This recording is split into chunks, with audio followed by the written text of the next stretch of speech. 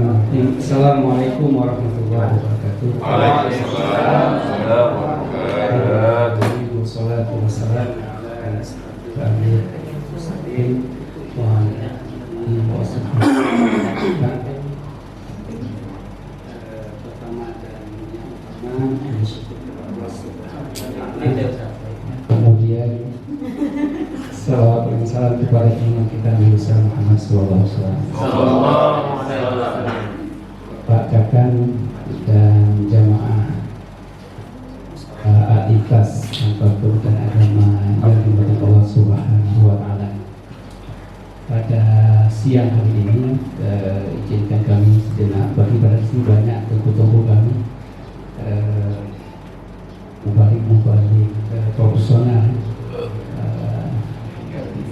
sudah sering memberikan ceramah, namun karena ini adalah bagian daripada tawasul haq, tawasul siapa saja boleh memberikan sedikit mungkin pengalaman ataupun sedikit yang diketahui. Bapak Ibu rahimahullah, puasa seperti judul yang diberikan oleh kami adalah sebuah kebahagiaan, adalah sebuah kebaikan, dan juga puasa itu adalah juga sehat. Bagaimana dikatakan puasa itu adalah sebuah kebahagiaan? Mungkin di luar Ramadan kita yang bekerja di kantor atau di instansi lainnya, khususnya kita lah yang di Kementerian Agama ini, mungkin jarang sekali duduk di satu meja makan di waktu makan siang atau makan malam beserta keluarga yang lengkap. Mungkin kita sering makan di kantor atau tidak, mungkin sering makan di restoran bersama kerabat-kerabat kerja kita, sehingga kita jarang sekali duduk satu meja makan bersama anak dan istri. Tapi Ramadan mengajarkan kita, membuat kita itu berkumpul dalam satu keluarga. Di waktu sahur, anak yang berusia 2 tahun juga kita bangunkan. Nak, bangun sahur, ayo makan sahur, walaupun dia tidak puasa. Sehingga satu meja itu lengkap. Ada ayah, ada ibu, ada anak-anak. Dan kalau kita ada mertua di rumah, ada mertua. Kalau kita ada orang tua di rumah, juga ada orang tua. Makan bersama. Begitu juga ketika berbuka, hadir semuanya. Itulah kebahagiaan yang timbul di hati kita. Yang 11 bulan sebelumnya, begitu huru haranya kita dengan pekerjaan, dan sibuknya dengan pekerjaan, sehingga kita tidak pernah ataupun jarang sekali duduk bersama. Mungkin Ramadan ini bagi kami pribadi agak berbeda, walaupun kami tetap bahagia. Anak kami yang tertua mungkin sekarang berada jauh, beliau sedang mempendidikannya di Turki, sehingga kami kehilangan satu anggota keluarga. Dan kemarin juga ibu kami itu berangkat umroh paket Ramadan penuh, sehingga juga ada perbedaan dengan tahun yang sebelumnya. Mungkin sebelumnya lengkap, bahagia, tapi Ramadan kali ini juga tetap bahagia insya Allah. Kenapa? Tetap ada keluarga. Oleh karenanya menarik yang diceritakan oleh Pak Radali kemarin. Kalau Qais Al-Qarni mampu menggendong ibunya untuk berhaji ke Mekah, dari Yaman ke Mekah, mengapa hari ini kita yang masih ada ibu di rumah untuk menyuapkan 1 sendok nasi saja kemudian tidak mau, untuk memandikannya juga tidak mampu? Padahal orang tua kita itu, ibunda kita itu menyuapkan kita kita bayi, tidak ada beban apa. Memandikan kita waktu kecil juga tidak ada. Mengapa hari ini kita yang masih punya orang tua tidak mampu untuk menyuapkan 1 sendok? Ini dirasakan juga ya. Apakah tunggu orang tua kita itu pergi untuk selamanya baru kita menyesali mengapa saya dulu mau menjualkan orang tua kita itu. Satu sindrom, ada dia butuh makan, dia butuh mandi karena sudah usia. Oleh karena itu maka dikatakan Ramadan itu bulan kebahagiaan bagi yang kita ini bisa mewujudkan kebahagiaan dalam rumah tangga dan kemudian juga Ramadan mengajarkan kita kebaikan-kebaikan. Jadi ada istilah orang tua kita, kalau yang namanya kebaikan jangan tanya. Ada orang yang menganjurkan kebaikan jangan tanya untuk apa kebaikan ini. Berikan saja. Hari ini kita ada amaliyah Ramadan, satu paketnya 150. Jangan tanya apa tuh kemudian kamu buat kegiatan-kegiatan ya jelas 150. Padahal dibandingkan dengan pendapatan kita yang 2 juta hari ini, 3 juta hari ini, 150.000 itu tidak ada nilainya sebenarnya dibandingkan dengan balasan Allah Subhanahu wa taala yang akan kita ambil. 150.000 tidak mengurangi jatah jajan anak. 150.000 tidak mengurangi jatah istri kita. Malahan itu bertambah. Allah akan kalikan 10 lipat bahkan lebih. Oleh karenanya ketika ada seruan kebaikan maka itu disambut, jangan ditanya.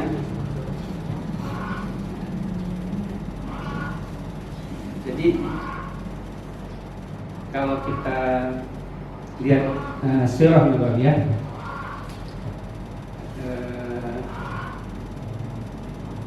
Nabi yang di Yaman, yang meninggalnya di Yaman, Nabi Hud, Nabi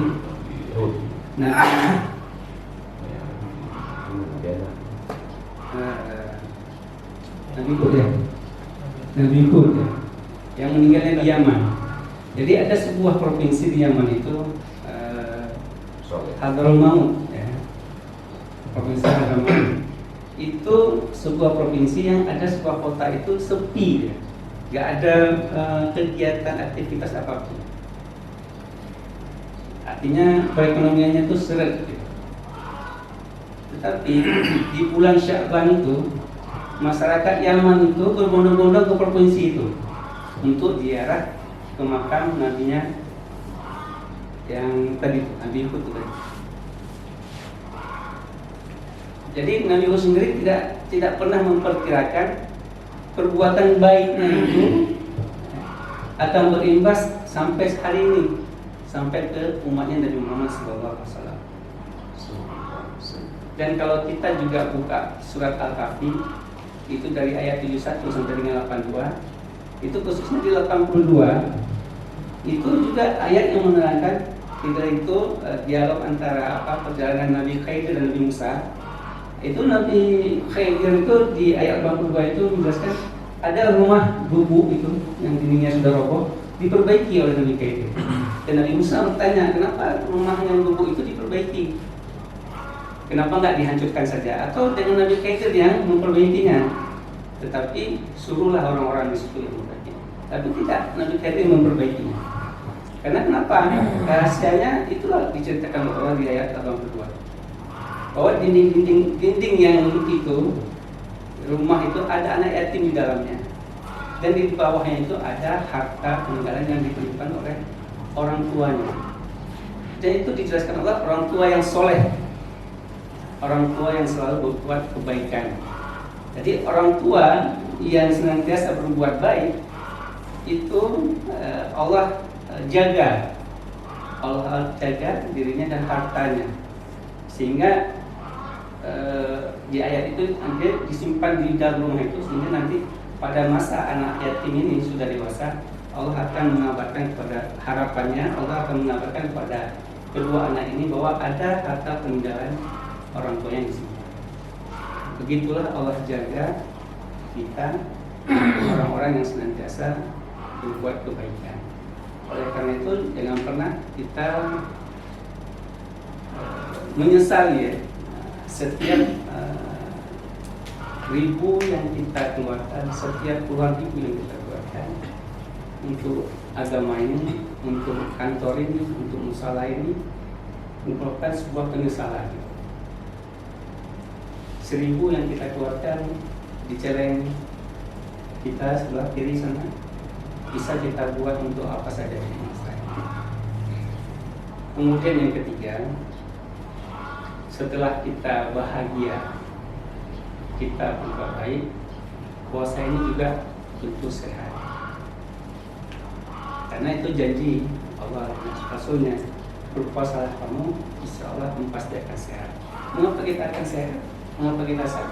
Mungkin kita telusuri, hati kita sudah bahagia, ya, kita sudah berbuat kebaikan di Ramadan. Tentu Allah kasih kesehatan itu. Kalau dipikir kita udah nggak makan, udah nggak minum, kok bisa sehat? Karena nggak ada beban. Asal muasal penyakit itu adalah dari kesetresan kita sebenarnya. Jadi kalau beban kita terlalu besar, nggak happy, nggak bahagia, kemudian juga kita pelit, nggak mau bersedekah, nggak mau membantu orang lain, makanya timbul penyakit. Makanya kunci sehat itu 3 sebenarnya. Yang pertama tadi bahagia, yang kedua rajin bersedekah, yang ketiga jangan lupa suplemen kesehatan kritis fokus.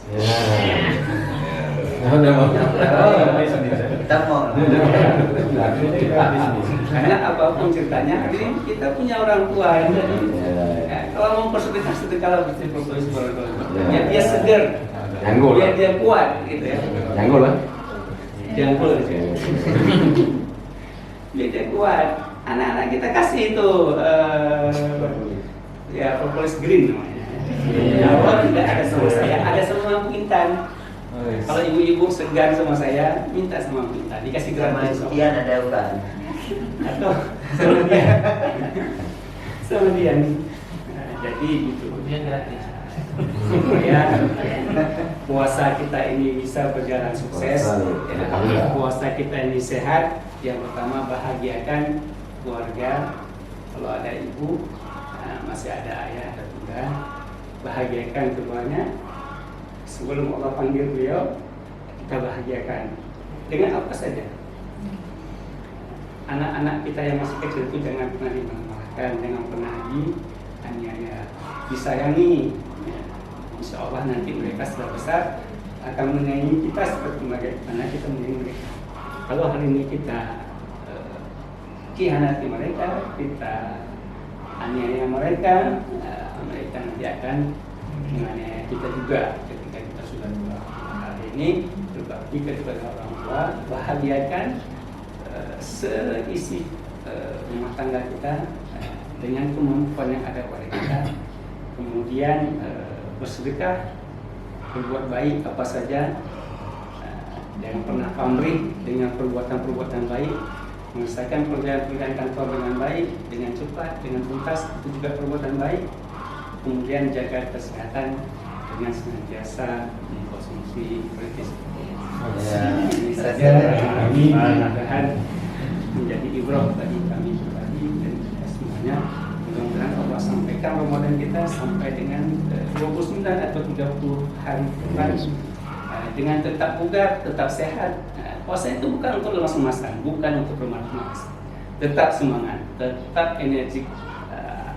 Bisa minum sekali. Insya Allah. Mudah-mudahan Allah beri pahala Ramadan kita dengan sempurna.